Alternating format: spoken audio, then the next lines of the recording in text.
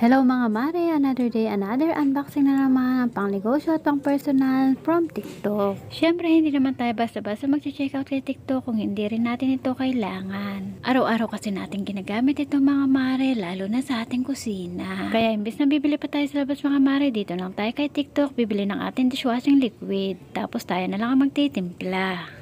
Sa totoo lang mga mare, second order ko na ito sa akin seller dito kay TikTok. Pagdating sa dishwashing liquid mga mare, lemon flavor lang talaga ang gusto ko. Nandito na rin mga mare ang instruction kung paano natin titimplahin ito kaya hindi na tayo mahirapan. Kung pang negosyo naman natin ito mga mare, meron din ditong guide kung paano at magkano natin ito ibibenta per liter.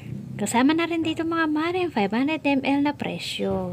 Nakahanda na rin dito mga mare ang aking tubig na gagamitin para sa ating titimplahin na dishwashing liquid. Number 1 na kagandahan talaga nito si Sparkly Instakit dishwashing liquid ay napakadali lang yan timplahin. Ilalagay mo lang siya sa tubig tapos halu-haluin mo lang siya mabuti ay pagkatapos pwede mo na siyang takpan at hayaan mo siya ng 3 oras bago mo siya gamitin. Dahil isang balot lang aking tinimpla mga mare kaya may natitira pa ako dito ng 2 balot na tig 6 liters. Isa pang kagandahan nito mga mare, napakamura mo lang siyang mabibili. Kaya mga mare, huwag ka na magdalawang isip, mag-checkout ka na dito sa aking yellow basket mga mare.